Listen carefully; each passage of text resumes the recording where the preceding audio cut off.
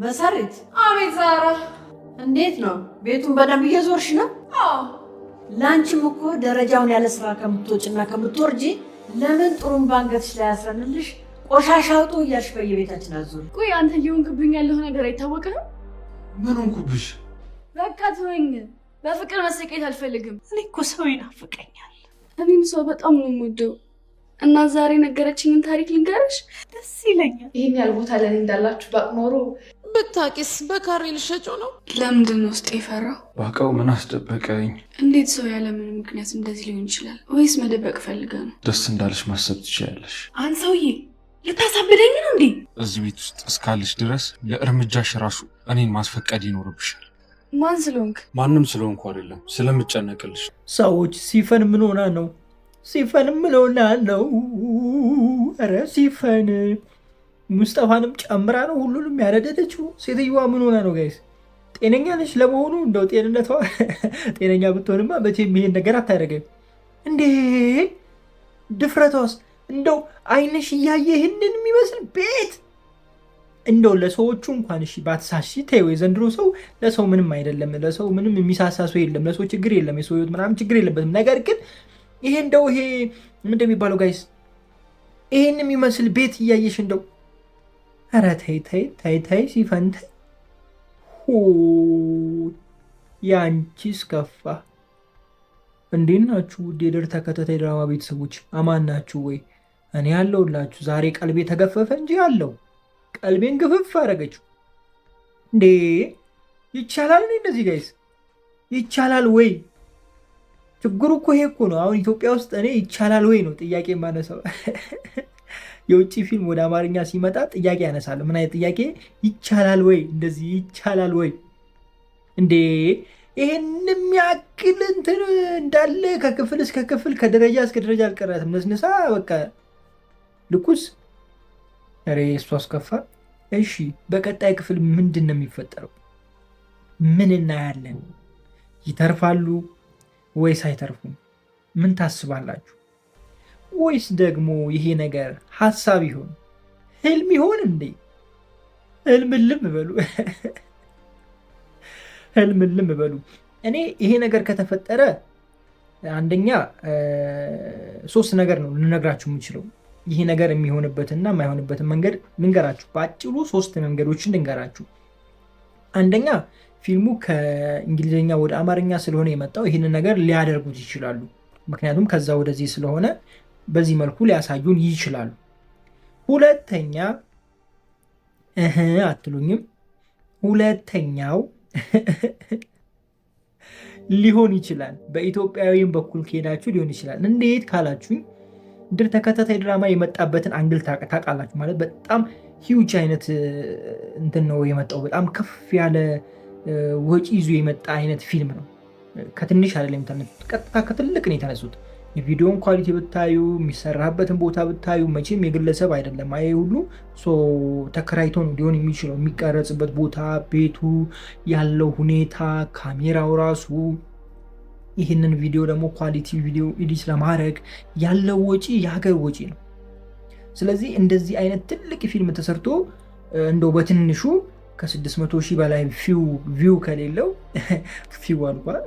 ከሌለው አያዋጣም። እንደገና እሱም ኖሮት ቢያንስ ይሄ ስፖንሰርሺፕ ምናምን የማስታወቂያ ምናምን ካላገኘ ትንሽ ነገሩ ከበድ ይላል ልላችሁ ያለሁት ነገር ትረዱኛላችሁ ብዬ አስባለሁ። ስለዚህ ምን ሊያደርጉት ነው?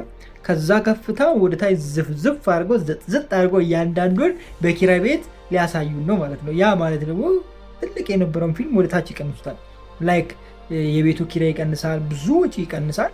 ትናንሽ ቤት ላይ ብቻ ሊሆን ይችላል ቀረጻው። እንደዚህ አይነት ነገር ሊፈጠር ይችላል። ይሄ ምንድን ነው? ከወጪ አንጻር እንደዚህ አይነት ነገር ሊደረግ ይችላል። ሁለተኛ የሚሆንበት መንገድ ይሄ ነው። ያሰባችሁበት። ሶስተኛ በፍጹም ሊሆን አይችልም። እንዴት ካላችሁ ህልም ነው። በቃ ሲፈን በሀሳቧ ያሰበችው ነገር እልህ ይዟት ይሄን ሀሳብ ይዞ አስባ ሊሆን ይችላል። አለበለዚያ አምነን በህልሙ ይሄንን ነገር አይቶ ሊሆን ይችላል። ማን ያውቃል? ማንም አያውቅም። ስለዚህ እንደዚህ አይነት ነገር እንዳለ ነው ሪከመንድ ማድረጋችሁ። እናንተ የትኛው ይመስላችኋል? ህልም ይመስላችኋል ወይስ ደግሞ ፊልሙ ከውጭ ስለመጣ መቼም የውጭውን ፊልም ካያችሁ እዛ ላይ እንደዚህ ምናምን አይነት ነገር ካለ ኦኬ ልክ ነው፣ ከዛኛው አንግል ልክ ነው ብላችሁ ኮሜንት ላይ አሳውቁን። አይ ወጪ ስለበዛ ለመቀነስ ነው ካላችሁ ኮሜንት ላይ አስቀምጡልኝ። ብቻ ጥሩ ነው። ወይዘሮ ሞርዚና ትንሽ ሻል ያላት ይመስላል። ሻል የሆነ ደህና የሆነች አይነት ነገር ይመስላል። አንድ ነገር ደግሞ ዛሃራ ተናግራለች። ወይዘሮ ሞርዚና ጋር ገብታ ምን ብላ አወራች? አይ ሜርሲ እችን ሴትዮ እንዳልሆነ ሆነ አደረገቻት፣ ምን ሰታት ቢሆን ነው ብላ አወራች። እና ይህንን ነገር ደግሞ ሞርዚና ሰምታለች እና የተወሰነ ወደ ራሷ መመለስ ላይ ያለች ይመስለኛል። እና ይህንን ነገር እየተረዳች ይመስለኛል፣ ወይም ደግሞ እየሰማች ይመስለኛል። እንደዛ ነው የሚሰማኝ እኔ። ምክንያቱም የትላንትናዋ ሁኔታ ስታዩ ላይክ የሆነ ፊል የምታደርገው ነገር ሁኔታዋ ምናምን የተሻለ አይነት ነገር ጤነኝነት ነገር እያሳየችን ነበረ። ምክንያቱም ይሄ ቤት ውስጥ ይጨንቀኛል፣ ብቻዬን ይጨንቀኛል ማለት ላይክ ወደ አይምሮ ስትመለሱ ይመስለኛል እንደዚህ አይነት ነገር ፊል የምታደርጉት እና ይሄ ነገር የሆነ ያስታወሰችው ወይም ደግሞ እየተሻላት እንደሆነ ነው እኔ የሚሰማኝ። እናንተ ምን ታስባላችሁ?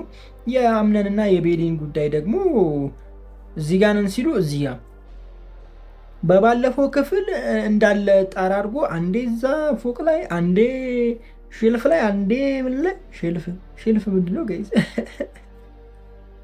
ወይ ቴራዝ ላይ ለማለት እኮ ነው ሼልፍ ያልኩት። አሁን ሼልፍ ምንድን ነው? ሼልፍ እኔ ስሙ ራሱ ኬት እንደመጣ አላቆም፣ ትርጉሙን አላቆም፣ ኬት እንደሚመጣ ቃሉ እኔ እንጃ። አንዴ ቴራስ ላይ አንዴ እዛ ጋር አንዴ ኮሪደር ላይ በቃ ባለፈው ክፍል ላይ ታችኋል። በቃ እያያዘ እልም ሲያረጋት ነበር። በዚህኛው ክፍል ደግሞ በቃ ይሄ እኮ ነው ችግሩ። ይሄ እኮ ነው ወንዶች ችግራችሁ ይሄ ነው። ያገኛችሁትን ካገኛችሁ በኋላ ዝም ትላላችሁ። በቃ የሆነ እስከ 3 ቀን 4 ቀን ምናምን ትታገሳላችሁ። ከዛ በኋላ ደግሞ ያገረሽባችኋል፣ ትዝ ይላችኋል። ከዛ ደግሞ እንደገና እንትርክ ትጀምራላችሁ። አይ እንደው ምን ይሻላችኋል? ከዚህ በፊት የነበረው ሪቪው ላይ በደንብ አንስቼዋለሁ ስለ ፍቅር እና ስለ ትዳር ምናምን አንስቻለሁ። ለትዳር ምን አይነት ሰው ትመርጣላችሁ የሚል ሀሳብ አንስቼ ነበረ። እኛ ወንዶች ብዙ ጊዜ ለትዳር የምንመርጠው ከማንም ወንድ ጋር ወይም ደግሞ ከሌላ ወንድ ጋር ሪሌሽንሺፕ ውስጥ ያልገባችን ሴት ነው ለትዳር የምናስበው ብዬ አንስቻለሁ። ይህን የምትጠራጠሩ ከሆነ በአካባቢ ያላችሁ ወይም ደግሞ በአካባቢያችሁ ያለው የምታውቁትን አንዱ ወንዱን ሰው ወይም ደግሞ ወንድማችሁም ካለ ጠይቁት፣ ይነግራችኋል። ምንም አይነት በቃ አስቸጋሪ የተባለ አይነት ወንድ ቢሆንም ያ ሰውዬ የሚመርጠው ግን ለትዳር ጤነኛ ከማንም ጋር ሪሌሽንሺፕ ያልጀመረች ምናምን አይነት ነገር ነው አብዛኛው ሰው የሚፈልገው። ለምን እንደሆነ ታውቃላችሁ? ፍቅር ውስጥ ያለች ሴት ለምሳሌ ከዚህ በፊት ፍቅረኛ የነበራት ሴት ተጣልተዋለች፣ በቃ ተለያይተዋል ከዛ ሰው ጋር፣ ግን የመጀመሪያ ፍቅረኛዋ ነው ልበላችሁ። ከኔ ጋር ተጋባች፣ ከሱ ተፋታ። ከዛ ከኔ ጋር እየኖረች ከዕለታት አንድ ቀን ሰውየውን በሆነ አጋጣሚ ተገናኙ። ለምሳሌ ሱፐር ማርኬት ተገናኙ። ከዛ በቃ እንዴት ነሽ ደህና ነሽ ተባባሉ፣ ስልክ ተቀያየሩ። ከዛ ማውራት ተጀመረ።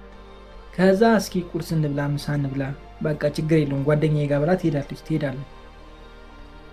ከዛ እንደው በሰላም የሚመለሱ ይመስላችኋል ጋይስ? ምንም የማያደርጉ ይመስላችኋል? ከኔ በላይ እሱ ነው የምትወደው። እውነቱ ድንቅራል።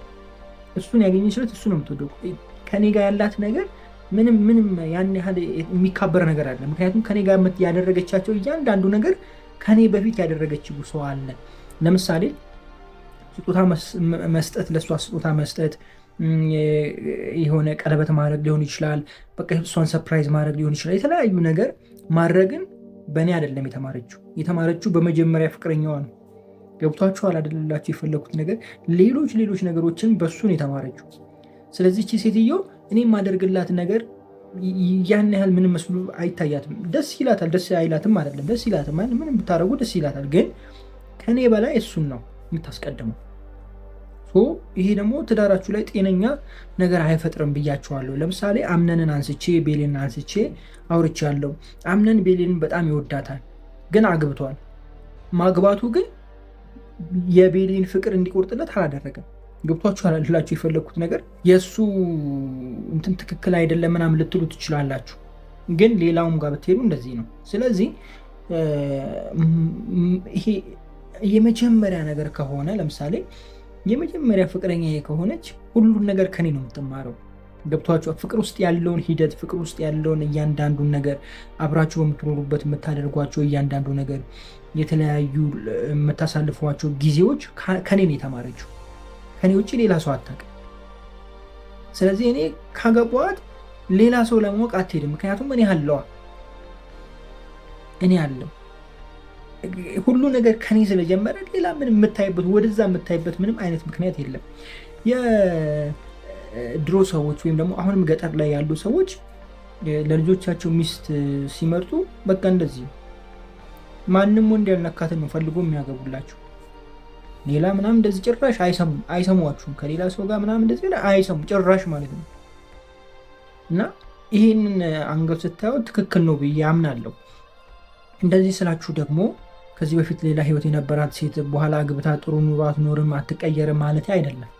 አሉ በጣም ብዙ ሰዎች የተለያዩ የህይወት ገጠመኝ ውስጥ አልፈው ኢቭን ደግሞ በማይሆን የህይወት ጎዳና ውስጥ ሆነው ላይክ እንደ ምሽት ቤት ምናምን እንደዛ አይነት ነገር ውስጥ ያሳለፉ ሰዎችን አግብተው ጥሩ ኑሮ ልጅ ወልዶ የሚኖሩ አሉ። ይህ አይካድም፣ ሀቅ አሉ። ግን እኔ እንደ ራሴ እንደ ግሌ አይሆንም አይሆንም። ስለዚህ ሴቶች ምን እመክራችኋለሁ? አጉል እዛ አትበሉ፣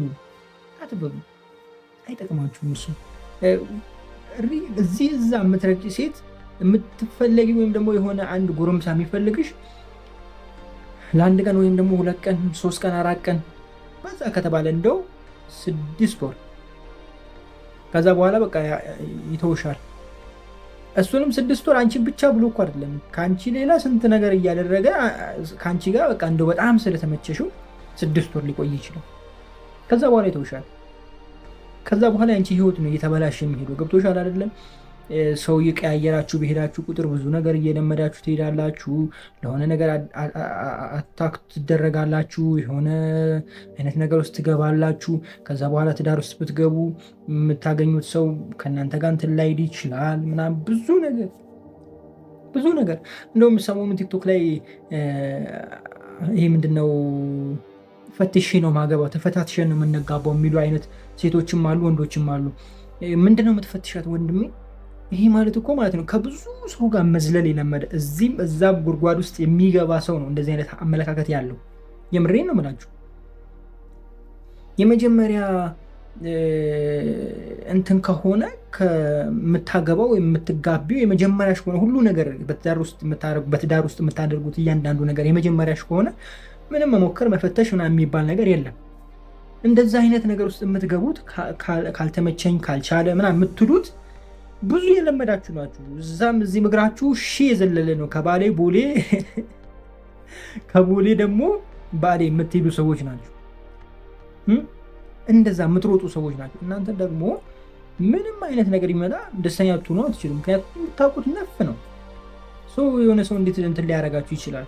ያ አስቸጋሪ ነው። እና እንደዚህ አይነት ነገር ውስጥ አትግቡ ልላችሁ ፈልጌ ነው በዚሁ አጋጣሚ።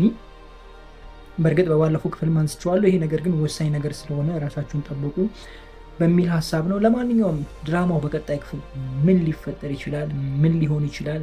ምንስ እናያለን? አርብ 8 ሰዓት ላይ ጠብቁ። በጣም የምወዳችሁ፣ ክፉ አይንካችሁ፣ ክፉ መንዙ አልፏችሁ፣ ሊሳካላችሁ፣ ይመርባችሁ፣ ቀናችሁ ብሩ፣ ሌታችሁ ብሩ ይሁንላችሁ እያልኩኝ የብዙ ተሰናበትኳችሁ። ፒስ። ድር በትናንትናው ክፍል ያምር ነበረ። አብዛኛው የሆነው ነገር እኔ ያልኳችሁ ነገር ነው እንዳለ የሆነ ምንም የተለየ ነገር የለም። ቀላል ነገር ነበርም። ይህን ነገር እናንተም ትጠብቁታላችሁ ብዬ አስባለሁ። ጀስት ሪከመንድ ማድረጊያችሁ ነበር ከዚህ በፊት በነበረው ሪቪው። ጄሪ በቀጣይ ክፍል ልጇን ታጣለች፣ ግን ጄሪ ምንም አትሆንም፣ ደህና ትሆናለች ብያችሁ ነበረ። እሱ ብቻ ሳይሆን ደግሞ ይሄ ነገር መፈጠሩ ለአምነን እና ለቤሊን ጥሩ ነው። አምነን ሁኔታው ለእኔ ተመቸኝ ብሎ ቤሊ ጋር ሄዶ ብዬ ነበር ያቆሙት። እንደዚህ ይሆናል ብዬ ያው ማውራትም አልችልም።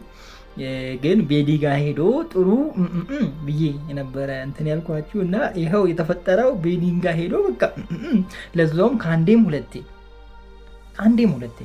እኔ አንቺን ነው የምንከባከበው ጭራሽ እባክህ እዚህ በንግግር ትንከባከባለህ፣ እዛ ሄደ ደግሞ በአካል ትንከባከባለህ። ወይኔ እኔ እኮ ብያለሁ፣ እኔ መጀመሪያም ብያለሁ፣ እኔ ተናግሬያለሁ። አይ አያቱ አምነን ቤሊም ተበላሸሽ፣ አንቺም ተበላሸሽ። እሷም እሱን ተከትላ ሚስትህን ተንከባከባት አለችው። በቃ ዝም ብላ ባላየ ባልሰማ ምንም እንዳልተፈጠረ ሽምጥጥ አርጋ ዋጥ አርጋ ማለት ነው ጋይስ። ጄሪ ሚስትን ተንከባከባት፣ አምነን ተንከባከባት። ከዚህ በኋላ አንተን ያላት እዚህ ጋር በመላት በቃ ይደጋገፋሉ። ደግሞ እሱም አዎ ልክ ነሽ ቤሊን ሲል አዎ ልክ ነህ አምነን ኧረ ሜርሲ ደግሞ እዛ ቁጭ ብላ ሙድ ትይዛለች። ስለ እሷ እኮ አይደለም ያወሩት አለች። እውነቷን እኮ ነው። ስለ ጄሪ አይደለም እያወሩ የነበሩት፣ እያወሩ ያሉት ስለ ራሳቸው ነው። በቃ የምሬን ነው። እንዲህ ነችና ግን ምን ነክቶት ነው? እሺ በመጀመሪያው በነገራችን ላይ ጥሩ ትምህርት ነው። ለማን ካላችሁ ለባለትዳሮች ነው ይሄን የምመክረው። ልክ እንደዚህ የሆነች ስትነጫነጭ ባለቤት እንደዚህ ማድረግ ነው። በቃ ዝም ነው የምትለው። በቃ ሴትዮዋም ማለት ሚስትም ባልሽ ከተነጫነጨብሽ ይዘሽ እንደው ልክ እንደ አምነን ብታረጊ በቃ ዝም ነው፣ የፍቅር ብትሰጪው ጸጥ ነው የሚለው እና ይሄ ጥሩ ትምህርት ነው ለእናንተ፣ ለሌሎቻችሁ አይደለም። እሺ ፍቅረኛሞች፣ ሪሌሽንሽፕ ላይ ያላችሁ ገና ያላገባችሁ ነው፣ ይሄ አይመለከታችሁ፣ ዝለሉት፣ ስኪፕ አድርጉት። ምክንያቱም ገና ናችሁ እናንተ፣ ለዚህ አልደረሳችሁም። ኦኬ እንደዚህ አይነት ነገሮች እንዳገቡ በፍጹም። የዘንድሮ እንትን አለ ካልተሞካከርን ካልተፈታተሽን ትዳር የለም ይባላል እና ከዛ ፈትሻ አንተ የጣልካትን ማን ነው የሚያነሳል? እስኪ አስቡት እስኪ እንደው ጋይስ እንደው ኧረ ተው እባካችሁ። ሴቶችም እንደዛ አሁን ሴቶችም እንደዛ ጀምራችኋል። ከወንዱ ሴቱ ብሷል። የምራኝ ነው። እሱን ከትዳር በፊት ካላወኩት ካልተፈታተሽን ካልተመቸኝ እንዴት ትዳር ላይ ሊመቸኝ ይችላል ብላችሁ እንትን ብትሉ ሴቶች አላችሁ። በብዛት እንደዛ እየሰማው ነው። ወንዶችም እንደዛ። ይሄ ከባድ ነገር ውስጥ ነው ያላችሁት። በመጀመሪያ ደረጃ መፈታተሹን ኬታ አመጣችሁ? በመጀመሪያ ደረጃ ሲጀመር ስንቱ ጋር ዞረሽ የጨረሽ ሴትዮ ሆነሽ ወይም ደግሞ ስንቱ ቦታ ዞረሽ ስትሽከረከሪ በቀን 3 ሰው ጋር እያደርሽ ምናምን ከመንደር ወደ መንደር እየተሽከረከርሽ የምትኖሪ ሴትዮ ለትዳር ስትይ ታዲያ እንዴት ይመችሻል? አንቺ ስንቱን ነው የምታውቂው? ሊመችሽ እኮ አይችልም። እንዴት ሊሆንሽ ይችላል? አይሆንሽም። በቃ አንቺ እኮ ኦልሬዲ መጀመሪያ ሁሉንም ለምደሻል እኮ እንደተለከፈ ምናምን እኮ በቃ መዞር ለምደሻል። እንዴት ይሆናል? አይሆንም። እኔ ለዚህ እኮ ነው በምክንያት እኮ ነው ጋይስ፣ የምታገቡት ሴት ከማንም ሰው ጋር ሪሌሽንሺፕ ያልጀመረች ቢሆን መልካም ነው። ምንም አይነት ሪሌሽንሺፕ ነው ያልኩት ጋይስ። ኢቭን ከዚህ በፊት ሌላ ሰው ባታፈቅር እኔ ከሱ ጋር አፍቅራ ግንኙነት ምናምን ካደረገች አይደለም ያልኩት። ጭራሽ ማንንም ያላፈቀረች ሴት ነው ለትዳር ማግባት ያለባችሁ። ይሄ ግልጹን ነው የምነግራችሁ። ከማማችሁ ይማማችሁ፣ ከደበራችሁ ይደበራችሁ። የምሬ ኢቭን አፍቅራ ሌላ ነገሩ ሳያደርጉ ከተፋታች ምናምን አልላችሁ፣ እንደዛ ራሱ አልመክራችሁ። ገና እናንተን የምታፈቅር እኔን ልታፈቅር የምችል ከሌላ ሰው ጋር ምንም አይነት ግንኙነት ያልጀመረች በቃ እኔ ላይ ልቧ ቀጥታ እኔ ላይ ያረፈን ሴት ነው የምፈልገው። ምክንያቱም አንድ ሴት በሀሳቧ ሌላ ሰው ጋር ሆና እኔ ጋር ከሆነች ያለችው እኮ እሱ ጋር ነው፣ ከኔ ጋር አይደለም። የሆነ ነገርም ስናደርግ ከኔ ጋር ሳይሆን ከእሱ ጋር ነው። ስለዚህ ይሄ መልካም አይደለም። ይሄ የኔ አቋም ነው። የኔ ብቻ ሳይሆን የአብዛኞቹ ወንዶች አቋም ነው። እኔ ሴቶች እንዲህ ቂን ስትሉ ወዲያ ስትሉ ስትኳኳሉ ሜካፕ ስትሉ ሙትሉ ሴቶች ማለት ነው። አብዛኛው ሰው የሚፈልጋችሁ እናንተን ለትዳር አይደለም። ይቅርታ አድርጉልኝና ለትዳር አይደለም። አብዛኞቹን አውቃቸዋለሁ እኔ እንደዚህ ሴቶች የሚያተራምሱ ከዚህ ወደዛ ወንዶች ጓደኞች አሉ። አብዛኞቹ ለትዳር አይደለም የሚፈልጓቸው። አንድ ቀን 2 ቀን ሳምንት፣ እንደው በዛ ከተባለ ወር፣ በጣም በዛ ከተባለ 6 ወር። እንደው አንቺ እንደው ከተመቸሽው 6 ወር ድረስ ሊያቆይሽ ይችላል። ከዛ በኋላ ያባርሻል። የምሬን ነው የምልሽ። 6 ወር ሲቆይ አንቺን ብቻ ይዞ አይደለም ማአት ይዞ ነው። ግን በጣም ከተመቸሽው እንደው አንቺን ላለመተው 6 ወር ድረስ ሊታገስ ይችላል። ከዛ ውጭ ግን ጭራሽ ይዞሽ አይሄድ። አብዛኛው እንደዛ። የምሬን እኔ ንጽህናችሁን አጠብቁ ምናችሁን አጠብቁ አይደለም እያልኳችሁ ያሉት። እሱ ጥሩ ነው መልካም ነው። ግን አጉል በቃ ልታይ ያላችሁ ግልጥ ልጥ የምትሉ ማለት ነው። እና ምንም ትርጉም የላችሁም። እዛም ተለክፋችሁ እዚህም ተለክፋችሁ እዛም መጨረሻችሁ ምን እንደሚሆን እንጃላችሁ። የምሬን ነው። ወንዶችም ተው እረፉ፣ እዚህ እዛ እንትን አትበሉ፣ ተው። እኔ አንድ ነገር ልንገራችሁ ጋይስ፣ ምንም ያህል እንትን ወንድ ቢሆን ይሄ በቃ ብዙ ቦታ የሚሄድ ወንድ ቢሆን ሊያገባት የሚፈልገው ሴት ክብሯን የጠበቀች ሴት። ይህንን ነው። እኔ ደግሞ ማአት ጓደኞች በጣም አስቸጋሪ እምላቸው የነበሩ ጓደኞች ያገቡት እንዳለ ምንም ማታ ከዚህ በፊት ሪሌሽንሽፕ ያልጀመረች ንጹሃን ነው አምጥቶ ያገቡት እንጂ የምታብዷን ይዞ አላመጣም። ይህንን እወቁ። የምሬን ነው የምላችሁ። እና እድሜያችሁን አትጨርሱ። ይህንን ስል ደግሞ ክብራችሁን ጠብቁ እያልኳችሁ ነው ሴቶች። እናንተ ክብራችሁ ነው ዋና ነገራችሁ። በቃ ከዛ በኋላ የሆነ ነገር ካጎደላችሁ በቃ የላችሁም። ምን እሺ ነው ጋይስ? እንዴት ነው ነገሩ? እኔ እንጃ ብቻ ከባድ ነው። እና ራሳችሁን ጠብቁላችሁ ፈልጌ ነው። ወደፊት ነገሮች ከባድ እየሆኑ ይመጣሉ። አሁን እንደምናየው አይደለም።